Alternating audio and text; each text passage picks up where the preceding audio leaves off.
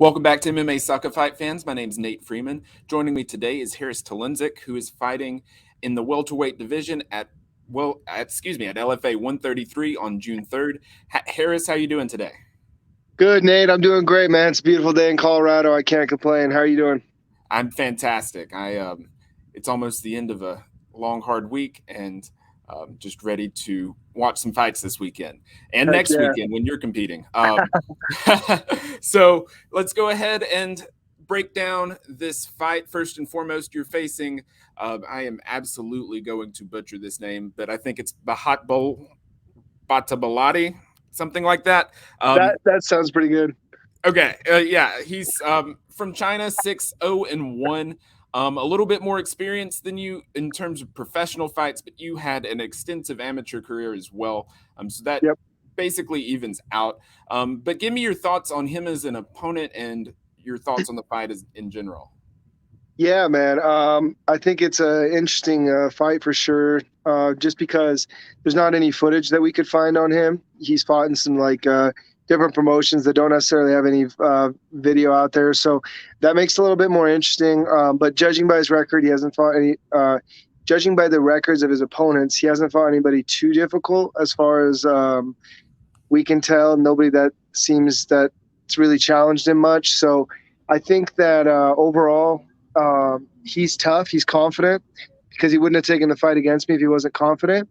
But I don't think he's really faced anyone like myself. And personally, when I give it my full effort, man, there's just not a lot of guys in the welterweight division that can keep up with me, especially not for 3 rounds. So I'm not too concerned about him. I'm more so just focusing on myself and sharpening my tools. You had mentioned that he has to be confident to even get in the ring with you.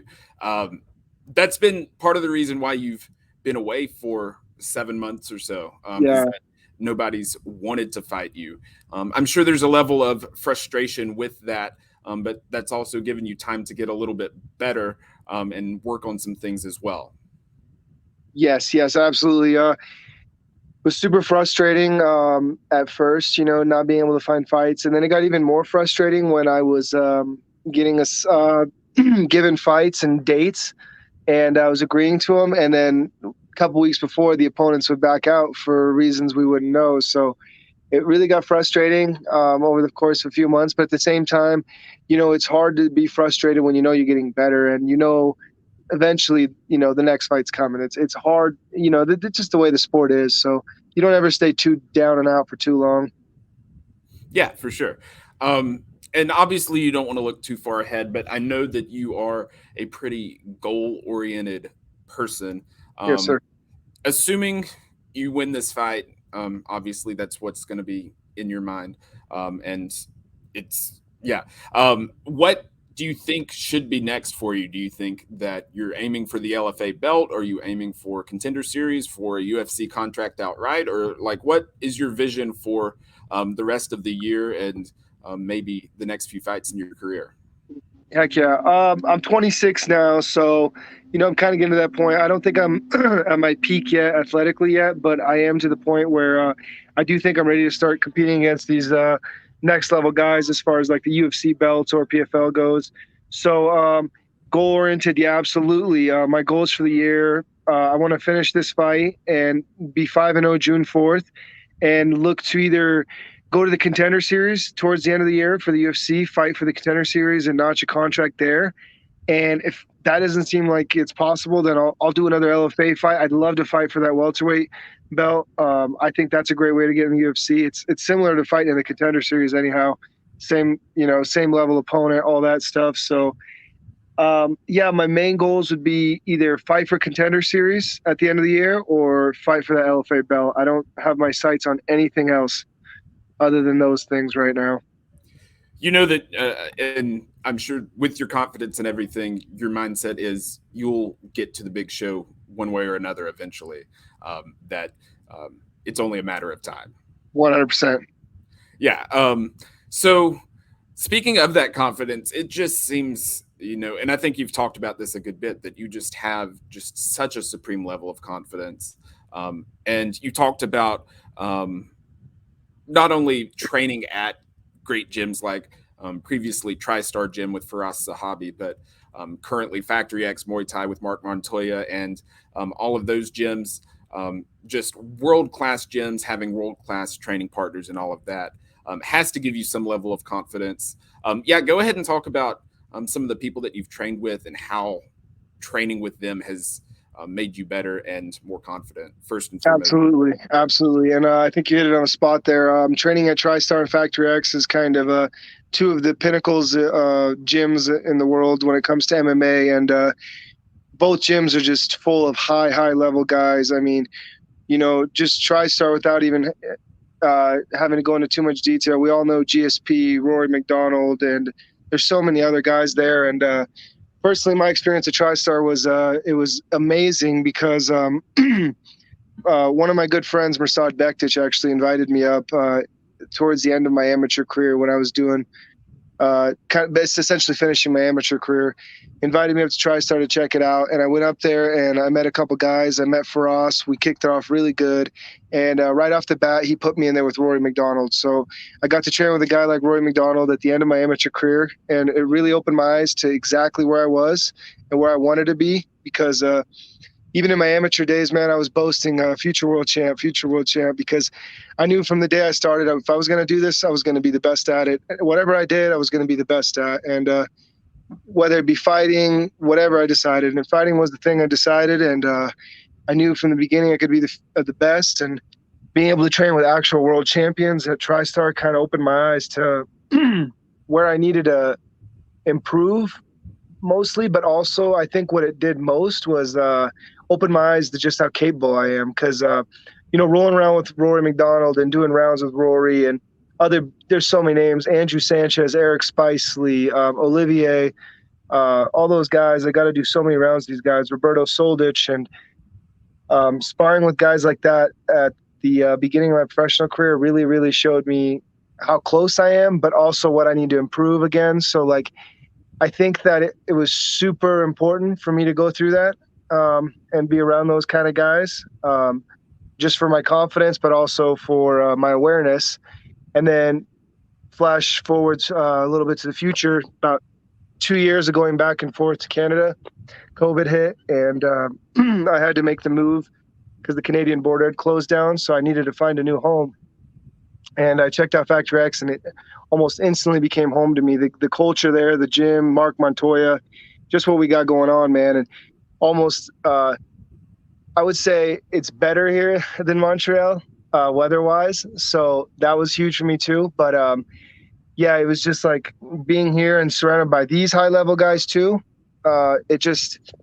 It's really opened my eyes, man, to everything. And it really puts into perspective. Again, I can't reiterate on what I got to work at and what I'm good at. And knowing those two things just makes you a really confident person, Yeah, for sure.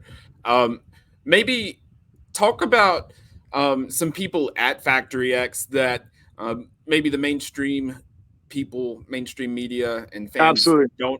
don't know about. Yourself is one of them, I would say.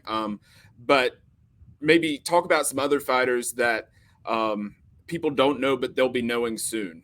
Yes. Okay. Yeah. Yeah. So Factory X is stacked, like a lot of guys know. I think at one point earlier this year, we had 18 UFC fighters.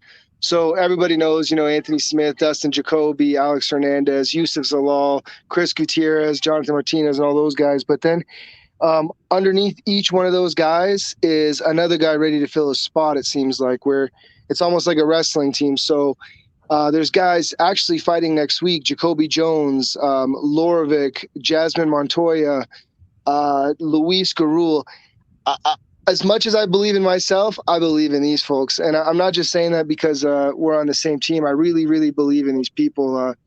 The way they train, the way they handle themselves mentally, everything is just top notch, man. And it seems like we just got to, we of course got a huge stable of UFC guys, but it seems like we even got an even bigger stable coming here in the coming years. Not just from the guys fighting next week, but we got more guys than that on Fury cards, taking over Fury cards, and we were on Combate for a while, and yeah, man, we're all over the place. Yeah, Factory X, like you said, is already a big gym, but from the sounds of it and from research that I've done, it just seems to only be getting bigger with just incredible talent like yourself. Um, Appreciate that, brother. yeah. So then, um, I know last fight you competed in Colorado, and there were a bunch of Factory X guys on that card. Um, did you learn anything from competing um, in the same state in such a local area um, on a bigger show like LFA? Because I'm sure you did that in the amateur scenes and maybe for your first professional fight that wasn't in the LFA, but competing on sort of a bigger show closer to home, did that change anything at all for you? Yeah, I think it did. It changed my preparation a little bit because I was surrounded like by family and the team the whole time. Versus, it seemed like a lot of other fights I was traveling and kind of just me in two corners or whoever else may be coming with. So I think that was huge for me, being around family and team up until the fight. It's like it's weird when you're fighting. Of course, it's a really lonely sport, but somehow the week of the fight, it's even lonelier than normal. And like being able to actually be around family and team the entire week was huge for me. And I think it like we all know about the home team advantage in other sports. I think it's really true in fighting too. And for me, Vail, I mean, is about an hour and a half from my apartment technically, but it's still home, and like everybody that was here was able to come there. And so, yeah, it's huge, man. Fighting at home and being close to home, I think is important on a lot of levels, but, and also cutting weight, man, all the places to cut weight and how to do it and all that. You don't have to worry about any of that. You don't have to worry about your food. Everything's just here. So yeah, I love fighting near home, man. I wish I could fight, in Denver every single fight if I could. Yeah, that and I forgot to mention this. It's training up in Colorado with the elevation. I'm sure that making the move from TriStar in Montreal to Denver with the elevation helped out your cardio some. And It what was did. your experience with that when you first moved to train at Factory X? Was there an initial stage where you were just getting worn out by things that you weren't originally? Yes, yes. We all call it like the initiation kind of because we see these new guys come in that'll make the team. And, it doesn't matter what caliber they're at or how athletic they are. And they always break after 30 minutes into practice because the elevation here, man, is just real. It's unreal. And it takes a while to get used to. I remember when I first came out here, probably took 2 or 3 weeks where I could actually make it through an entire 2-hour practice without, just making a complete fool out of myself technique wise and stuff. So it took a long time to acclimate to. And then once you get acclimated to it, then you really start pushing yourself because then you're like, all right, let's see how far we can take it now. And then, of course, you can go higher in elevation here in Colorado. You can go as high as you want, man. And train higher and higher and higher in elevation. And so, yeah, it was huge, man. At first, I didn't know if I was going to make it because seeing all the other guys and how far ahead they were, I was like, damn, will I ever catch up? And eventually you do. And once you do, you wonder if there's anyone who could really outpace you or outwork you. Because personally, like I remember being at TriStar, my biggest fear, man, was losing my cardio. And because of that, I fought differently. I wouldn't do certain things because I was afraid I'd get tired. And now, like, my biggest fear is having a heart attack because I don't know if I can get tired. You know what I'm saying? I feel like my brain is wired where it doesn't even feel the tiredness anymore. And maybe my heart will give out before my brain says, hey, you're tired, because our cardio here is just, yeah, it's one of the big things we work on, man. And we're all workhorses. It feels like we could just work, round after round after round. And so, yeah, I think the elevation and that improved my cardio is one of the biggest things that I've seen since moving out here.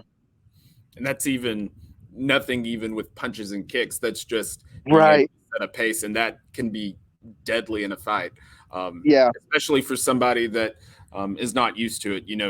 The biggest prime example was when Cain Velasquez didn't really do any training for his heavyweight title defense against Fabricio Verdum, who had been down there for a month.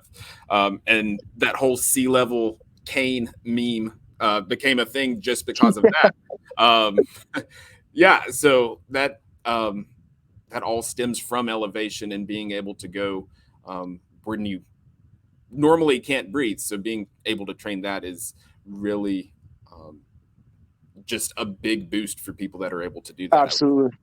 Um, so I was gonna ask. I'm curious. Obviously, you said once you became a fighter, that was your goal to be the absolute best. Um, Uh, that's still your goal. What did you want to be when you were growing up, though? uh, Essentially, I've always wanted to be a fighter. It sounds kind of weird, man, but when I was first growing up, I didn't know about the UFC. I didn't know about organized fighting. I knew about karate and taekwondo. I always wanted my parents to take me to taekwondo, and they never did. They signed me up for wrestling when I was really young, and so I started wrestling just like all Nebraskan boys do.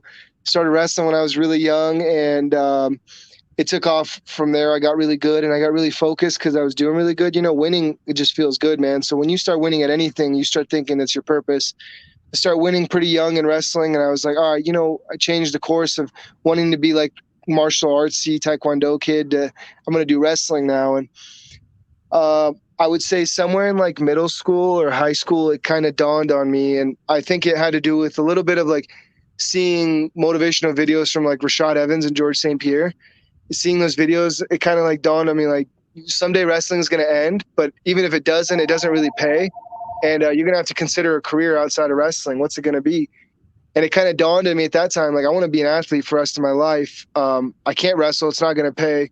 Like, what am I going to do when wrestling's done? And back then I was like, yeah, it's going to have to be fighting because it's the closest thing to like that taekwondo, that martial arts that I originally fell in love with, but also relatable to wrestling where I can bring over my wrestling skills. So it kind of like naturally just formed this. My wrestling and my love for martial arts as a kid naturally formed this love for UFC, and it happened at the perfect time, man. As I was growing up, the UFC was becoming a thing, and I was like, "Yo, this is it. This is what I want to do. This is karate, and it's wrestling, and it's competition, it's sport. This is it. I want to be a fighter." And so it was like middle school, man. We bought our first pair of gloves, and we started like boxing in the backyard. And I remember me and my brother saying, "Yeah, we're gonna be fighters someday." And I was the only one that carried through with it, but yeah.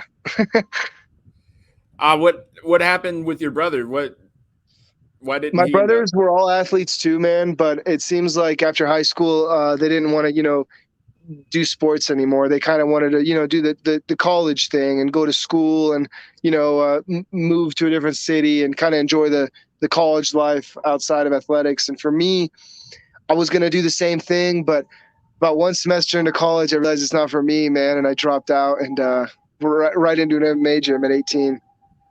Hey, that's So fair. I completely understand that.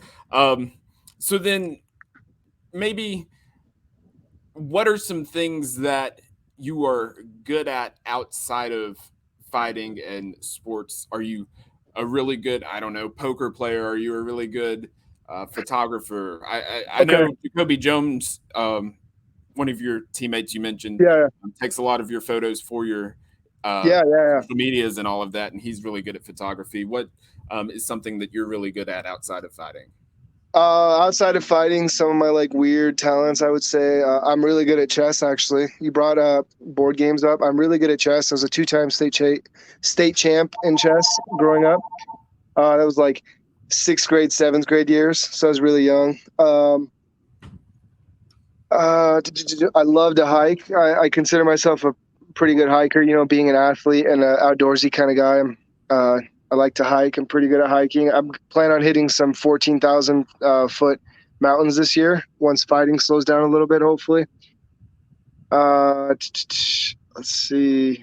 And then I think the other weird talent about me is like I'm really good with my hands, like a handyman. I'm good with tools and stuff. My dad. We grew up in like a house that needed a lot of renovating. So growing up with my dad, he taught us how to use. We basically did everything, man, from the carpets, the water heater, the pipe, literally electrical, the roofing, the siding. So I'm really good with my hands, just being a handyman. Would that you think be what you would do if fighting was not an option? Yeah, absolutely. I think I'd be a blue collar worker somewhere. That makes Uh, sense.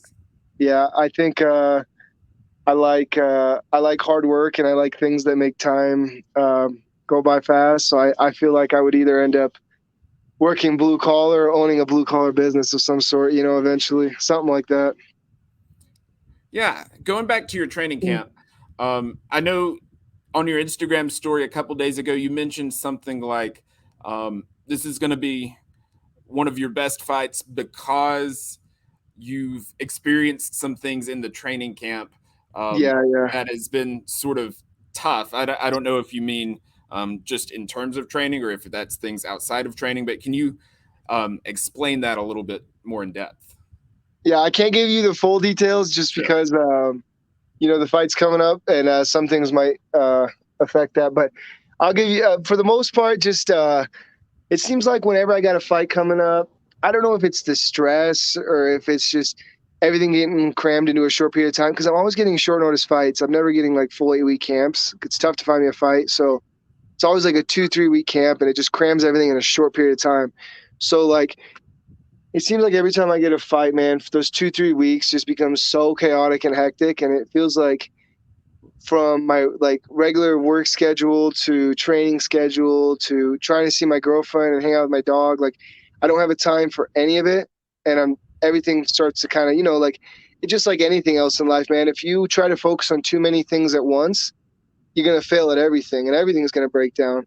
And it seems like when I get assigned a fight and I only got 2, 3 weeks to prepare, I have no choice but to focus on everything at once. And it just things don't work out properly, man. I don't have good rounds, or I don't meet bills on time, little things like that, and it just starts taking a toll on you eventually. But I've come to the conclusion that it's normal. I've made friends with this. Like every fight, this is the case, and I guess diamonds are built under pressure, and this is what's happening. I'm under pressure, and it's creating a diamond out of me. There you go. And we're looking forward to seeing that diamond on display on June 3rd, LFA 133. Before I let you go, how can people follow you on social media? And what are some sponsors that you want to thank? Anybody that you want to thank? Just this is Heck your yeah, time to heck have yeah. the floor. Thank you, sir. Yeah, you guys can follow me on Instagram, Harris. My first name's Haris _Talundzic, Talundzic. It's kind of a weird last name, but it's Bosnian, so give me some slack. And Um, that's that Mirsad Bektic connection as well, I would assume. correct. I was actually training with his brother in Lincoln, Nebraska, and that's how I ever got to know Mirsad. But yeah, Bosnians are tight knit, man. We're a tight knit community. So shout out to all the Bosnians out there. Um, yeah, man. Shout out to my sponsors. I just got a new sponsor, Black Sheep Universe. It's one of my buddies, Alejandro Rodriguez, and his girl Jess. They started a boxing glove brand, man, and they basically started out of their garage, and the gloves are just amazing. So shout out to Black Sheep Universe, man. They're doing big things in Colorado Springs.